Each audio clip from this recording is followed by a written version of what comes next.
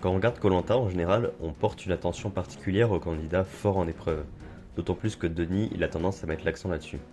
Mais souvent, ça va être assez subjectif parce qu'un candidat qui est fort en épreuve, ça veut pas dire grand-chose en fait. Souvent, on se souvient de ceux qui ont gagné quelques épreuves individuelles, mais ça s'arrête là, on n'a pas d'idée précise de leur performance exacte.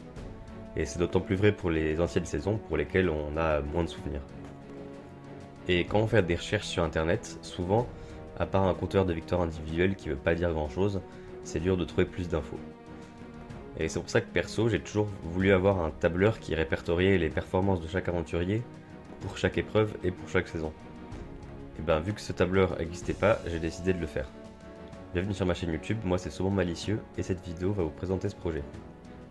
Alors je vais mettre une copie de ce tableur en description, n'hésitez pas à la télécharger pour faire vos propres stats, et si jamais vous l'utilisez pour faire une vidéo par exemple, je veux bien que vous me créditiez. Alors avant de commencer, sachez que cette vidéo je vais la faire en 3 parties. D'abord je vais faire une présentation brève du tableur, ensuite je vais expliquer les choix que j'ai faits et pourquoi je les ai faits, et pour finir je ferai une petite démo de ce à quoi ça peut servir. Ok, commençons donc par la présentation.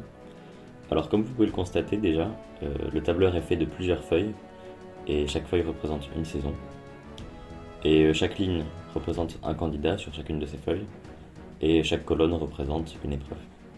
Voilà un autre exemple pour la saison 2, ou pour la saison 3.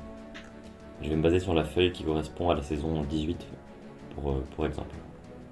Alors tout d'abord, comme vous pouvez le constater, tous les candidats de la saison ne sont pas présents sur le tableur.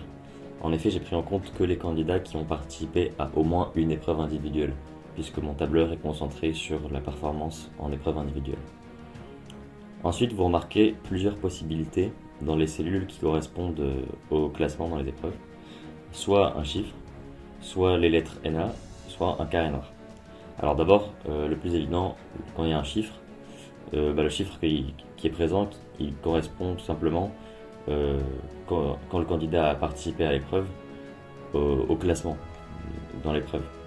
Par exemple, pour l'épreuve de l'étoile, Sébastien a gagné contre Mélanie, et le reste correspond à l'ordre d'élimination, enfin inversé du coup, Tiffany étant la première éliminée. Alors pour l'étoile c'est très simple puisque c'est une épreuve statique et que c'est le dernier à tomber qui gagne, c'est très simple d'avoir l'ordre d'élimination. Par contre j'expliquerai dans la partie 2 comment j'ai fait pour d'autres types d'épreuves où c'était un peu plus compliqué. Ensuite la valeur NA, elle est présente pour les épreuves auxquelles le candidat n'a pas participé mais qui se sont déroulées avant son élimination. Et enfin, un carré noir, ça c'est lorsque le candidat est éliminé. Et vous pouvez voir que les carrés noirs se prolongent jusqu'à la fin de la ligne. Voilà pour la présentation des éléments les plus basiques. Maintenant je vais rentrer un peu plus dans les détails de mes choix. Et si certains vous semblent discutables, n'hésitez pas à attendre la troisième partie pour voir la façon dont j'ai traité les données et en quoi ça me sert, cette façon d'avoir fait mon tableur. Mais si jamais vous trouvez toujours qu'il y a des trucs qui vont pas, n'hésitez pas à me donner votre avis en commentaire. Alors tout d'abord, le choix des épreuves. Comme je l'ai dit, j'ai pris en compte les épreuves individuelles. Pourquoi? Certes, c'est aussi important les performances dans les épreuves collectives pour voir le niveau d'un candidat sur les épreuves, mais c'est trop dur de juger sur un pied d'égalité les candidats parce que ça dépend vraiment du collectif quand c'est des épreuves par équipe. C'est pour ça que je les ai pas prises en compte parce que on n'aurait pas pu juger objectivement la qualité des candidats. Donc j'ai pris les épreuves de la phase individuelle, mais j'ai quand même pas pris les épreuves où les aventuriers sont en équipe, ce qui arrive dans certaines saisons, par exemple la première épreuve de la saison 8, où les candidats étaient dans des équipes de 4. 4 contre 4, c'est plus vraiment des performances individuelles, encore une fois, on va être beaucoup influencé par le collectif. J'ai quand même pris en compte les épreuves en binôme, puisque je trouve qu'à deux, c'est quand même plus facile de voir l'impact individuel, et qu'en plus, c'est quand même plus classique. Et j'ai aussi pris en compte les épreuves où il y a une confrontation par équipe, mais qu'il y a une performance individuelle, par exemple la dégustation dans les premières saisons, lorsque ça se finissait en un contre un de rapidité, et où les deux candidats étaient sur un pied d'égalité. Ou encore, par exemple, quand l'épreuve du tir à l'arc est faite en équipe, souvent ça va être un candidat qui en élimine d'autres. Là j'ai aussi pris ça en compte. Comme vous pouvez le voir, j'ai aussi considéré la finale comme une épreuve. Alors je sais que ça peut être sujet à débat, mais moi je considère que c'est quand même une épreuve stratégique qui détermine l'aventurier qui a su obtenir la faveur des autres. Et j'ai également compté évidemment tous les autres duels. Et puis le fait que en soi c'est ça qui détermine un gagnant, pour moi ça reste une épreuve, c'est l'épreuve finale. Mais voilà. Ensuite, comme vous pouvez le voir, j'ai séparé le parcours du combattant des femmes de celui des hommes de la finale, quand il y en a une, parce que dans certaines saisons il n'y avait pas de finale. Comme ça récompense équitablement une personne qui finit première de sa course devant plus de personnes que celle de l'autre sexe. Bon là c'est à peu près équilibré, mais on voit quand même qu'il y avait une femme de plus que les hommes, donc Mélanie est davantage récompensée puisqu'elle a battu 4 aventuriers. Et je reviens rapidement sur la saison 11 pour expliquer que j'ai également pris en compte les courses initiales lorsqu'il y en avait et que ça s'apparentait selon moi à une épreuve. Comme vous pouvez le voir ici, j'ai pris en compte la recherche du collier initial qui avait eu lieu. Voilà, je pense que c'est tout en ce qui concerne le choix des épreuves sélectionnées. Alors maintenant, la façon d'évaluer les performances des candidats dans ces épreuves, c'était pas toujours évident, comme je l'ai dit plus tôt.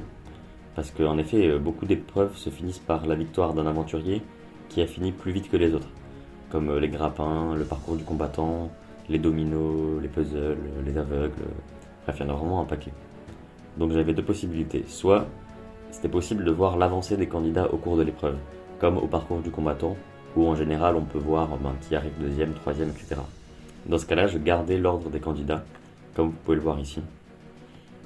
Et après, des fois on voyait pas trop en fonction des plans qui sont montrés à l'image, mais j'ai fait de mon mieux et sinon j'ai mis une égalité. Et soit c'était quasiment ou totalement impossible, comme pour la dégustation. Comme vous pouvez le voir, il y a beaucoup de candidats qui sont 5e ex aequo, parce que c'est très compliqué de juger l'avancée des candidats sur la dégustation. Dans ce cas, je note le premier comme étant le gagnant et tous les autres comme étant deuxième. Bon, là pour le coup, il y a les 4 premiers qui sont quand même bien distincts, puisqu'il y a un 2 contre 2 en finale. Mais voilà, pour les autres, ils sont tous au même niveau. Globalement, tous ces choix, je les ai faits dans le but d'être juste au maximum et de récompenser un aventurier en fonction du nombre de personnes qu'il ou qu'elle a battu, et inversement de les pénaliser en fonction du nombre d'aventuriers qui les ont battus. Ainsi, quelqu'un qui finit premier devant des aventuriers a priori ex aequo, il sera récompensé comme s'il les avait tous battus, ce qui est logique. Par contre, les autres ils seront moins pénalisés puisque ils sont tous deuxième par exemple, donc ils se sont juste battus par un d'aventurier et ils ne sont pas pénalisés comme si tous les autres les avaient battus alors qu'au final ils étaient au même niveau.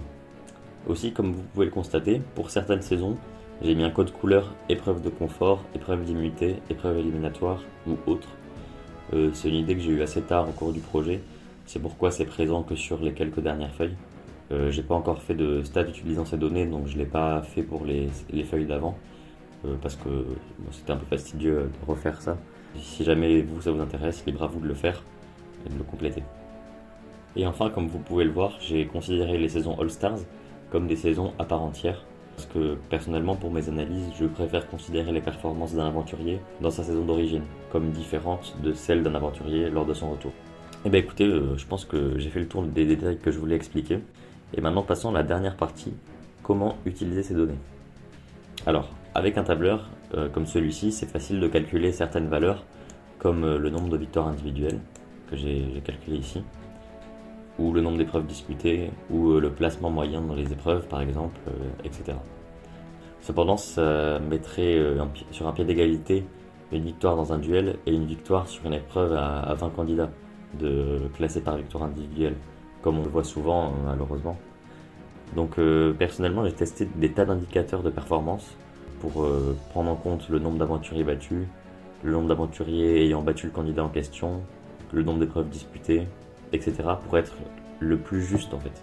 Et l'indicateur que j'ai trouvé pour être encore plus juste, j'ai pris en compte le nombre d'aventuriers rencontrés en épreuve par rapport au nombre d'aventuriers sur chaque épreuve en cumulé au total.